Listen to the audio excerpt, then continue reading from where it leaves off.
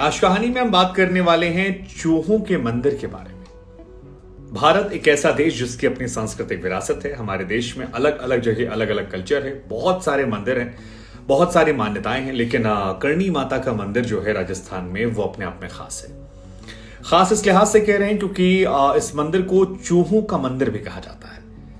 अब आमतौर पर हमारे और आपके घर में अगर चूहा हमें दिखाई पड़ जाए तो या तो हम परेशान हो जाते हैं या हम उसे कोशिश करते हैं कि मॉर्टिन रैट किल या कोई रैट किल दे दें या फिर जाली में पकड़कर जंगल में छोड़ आते हैं। कई लोग तो चप्पल से मार के खत्म कर देते हैं। लेकिन इस मंदिर में चूहों को मारा नहीं जाता है, बल्कि चूहों को प्यार किया जाता है। करणी माता का ये मंदिर जो है, यहाँ पर लोग चूहों के लिए कुछ खाने पीने का लाते हैं सामान।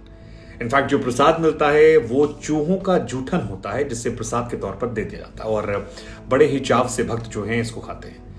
काले चूहे, सफेद चूहे दोनों यहां नजर आते हैं। 25,000 से ऊपर चूहे हैं।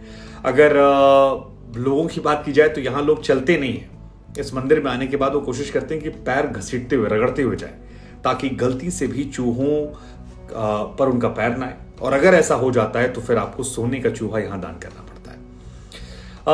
अगर इस मंदिर में आपको सफेद चूहे के दर्शन हो गए तो आप काफी सौभाग्यशाली माने आते हैं, क्योंकि करणी माता के पुत्र या पुत्री के तौर पर उन्हें माना आता है। काफी इंटरेस्टिंग ये मंदिर है, तो हमें लगा इसकी कहानी हम आपको सुनाते हैं। राजस्थान के बीकानेर में ये मंदिर है, करणी माता का मंदिर, जो पर्यटकों के बीच में काफी लोकप्रिय है। दूर दराज से, यहाँ तक कि देश विदेश से लोग जो है यहाँ दर्शन करने आते हैं।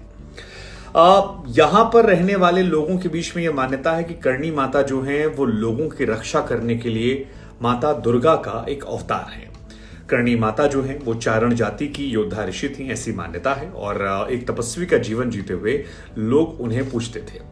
जोधपुर और बीकानेर के महाराजा जो थे उनसे अनुरोध प्राप्त करने के बाद मेहरानगढ़ और बीकानेर में जो किले हैं उनकी आधारशिला रखी। लेकिन बीकानेर में जो ये मंदिर है उनको लेकर समर्पित है। हालांकि राजस्थान में कई ऐसे मंदिर हैं जो करणी माता को लेकर समर्पित हैं, लेकिन ये वाला जो मंदिर है ये विशेष तौर पर बहुत ज्यादा लोकप्रिय है और यहाँ लोग दूर दराज जाते हैं। अब कहा जाता है कि करणी माता के मंदिर का निर्माण जो है वो 20वीं शताब्दी में, उस दौर में जो राजा थे बीकानेर के महाराजा गंगा सिंह, उन्होंने इसकी संरचना की थी। और मंदिर की पूरी संरचना जो है वो संगमरमर के पत्थरों से की गई है। इसकी वास्तुकला जो है उसके बारे में कहा जाता है कि ये थोड़ी मुगल शैली से मिलती जुलती है। बीकानेर की करणी माता की जो मूर्ति है उसके अंदर गर्भगृह के भीतर विराजमान है और एक हाथ में त्रिशूल है, और मूर्ति के साथ उनकी बहनों की मूर्तियां जो हैं वो भी दोनों तरफ है। लेकिन इस मंदिर में सबसे खास बात जो है वो है इस चूहों की मौजूदगी। 25,000 तकरीबन चूहे जो हैं वो इस मंदिर में मौजूद हैं। इन 25,000 चूहों की मौजूदगी जो है इस मंदिर को काफी लोकप्रिय बनाती है। हालांकि ये मंदिर काफी खूबसूरत है, लेकिन इस मंदिर में जो वास्तुकला की खूबसूरती है उसके साथ चूहों की मौजूदगी इस मंदिर को और ज्यादा रोमांचित करने वाला बनाती है।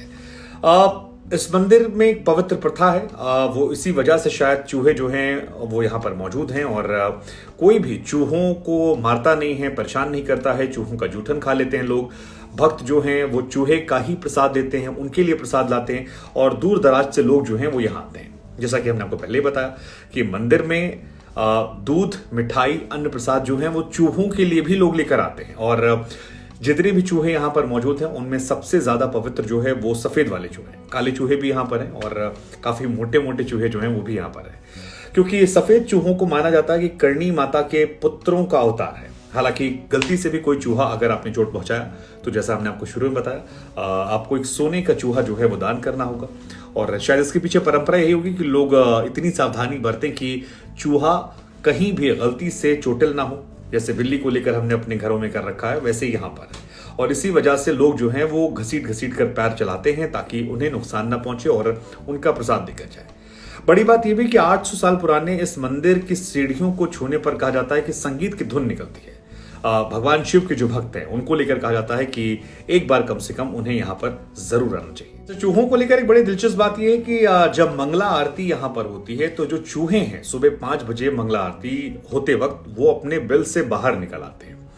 अब चूहों को लेकर ये बहुत सारी कहानियां हैं, किस्से हैं, बहुत सारी बातें हैं, लेकिन कई दिलचस्प कहानियां हैं। एक कहानी यह है कि माता करणी जो थी उनके सौतेले पुत्र लक्ष्मण की कहानी जो है वो काफी लोकप्रिय है। कहा जाता है कि एक दिन तहसील में कपिल सरोवर में पानी पीते समय लक्ष्मण जो है उनके सौतेले पुत्र वो डूब जाते हैं और करणी माता ने भगवान से प्रार्थना की, जो उनके देवता हैं देवता यम, उनसे प्रार्थना की और यमराज जी ने विवश होकर उन्हें चूहे के रूप में दोबारा से जन्म दे दिया और वहीं से यहाँ पर पूजा पाठ जो है शुरू हो जाती है। कुछ और भी किस्से कहानियां हैं यहाँ पर जो लोकल लोगों में काफी ज्यादा प्रचलित है। जैसे कि कहानी है कि एक बार 20,000 सैनिक जो हैं वो किसी युद्ध में गए थे और उस युद्ध में जाने के बाद जितने भी फौजी थे वो पीठ दिखाकर उस युद्ध से डर के मारे भाग आए थे। और इस बारे में जब करणी माता को पता लगा तो वो काफी ज्यादा नाराज हुई, इतनी ज्यादा नाराज हुई कि सारे सैनिकों को दंड स्वरूप उन्होंने चूहे में तब्दील कर दिया। कहा जाता है कि इसके बाद तमाम सैनिकों ने उनकी पूजा पाठ की और आजीवन उन पर कहा गया कि हम आपके अनुयायी बनकर रहेंगे। और इसी वजह से यहाँ पर कहा जाता है कि चूहे जो हैं वो सारे कहा जाता है इसके बाद सभी चूहे जो हैं यहाँ पर मौजूद रहे। इसमें 4 ऐसे भी हैं जो सफेद चूहे हैं और सफेद चूहे यहाँ दिखाई नहीं पड़ते। उनको लेकर कहा जाता है कि वो करणी माता के पुत्र हैं, 4 पुत्र जो यहाँ पर मौजूद हैं। दूसरा किस्सा हमने आपको बताया है कि लक्ष्मण जी को लेकर था, जो करणी माता के सौतेले पुत्र थे। जब वो उनकी मृत्यु हो गई थी तो यमराज से प्रार्थना हुई, पहले यम जी ने मना किया और बाद में लक्ष्मण और माता के सभी बच्चों को चूहे के रूप में अनुमति दे दी पुनर्जन्म की और उसके बाद से वो लोग मौजूद हैं। 20वीं शताब्दी में इस मंदिर का निर्माण हुआ। पौराणिक और लोक कथाओं के लिए मंदिर काफी ज्यादा प्रसिद्ध है और आस्था का एक उच्च स्थान भी है।